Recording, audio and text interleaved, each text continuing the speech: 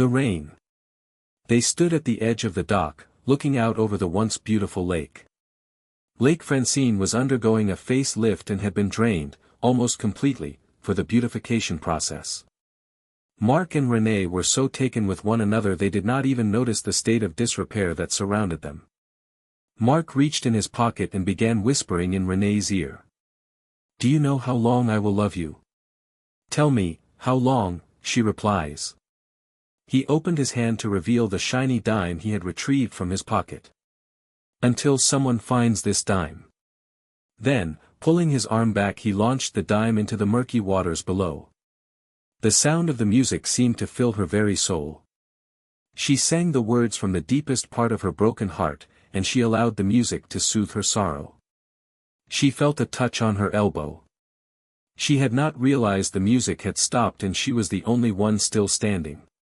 She smiled at her son, who had graciously saved her from further embarrassment, and quickly sat down. Renee was flanked on both sides by her sons, Jake and Tucker. They had been her rock for the last few months. She was so proud of the men her boys were growing up to be. She knew their dad would also be proud. At the end of the church service, Renee thought she heard someone call her name. She had dreaded running into old friends, but she knew it was inevitable. She had been so busy getting herself settled into the new house, and her new job, and the boys were also getting acclimated to their new schools and activities, that she had used Sundays as a day of rest for herself. She was almost regretting her decision to attend church this morning. She turned as she heard her name called again. She could not believe her eyes. Josh Bradford was standing right in front of her. "Renee, is that you? After all these years? How are you?" "Hello, Josh.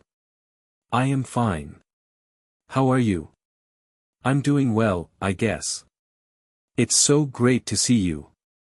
I mean, how long has it been, 10 or 12 years? Longer than that, I think. More like 15 or 16 years. These two handsome young men are my boys, this is Jake and this is Tucker." "Nice to meet you," Josh replied to the boys. "Are you here visiting family? And where is Mark? Is he inside? I cannot wait to see." He stopped when he noticed the look on Renee's face. "Mark was killed in a car crash last year," she said softly, fighting tears. "Renee, I am so sorry. I had no idea. Would you and the boys like to join me for lunch? I've always had a good listening ear." "No, thank you. Maybe some other time." Renee and the boys walked quietly to the car.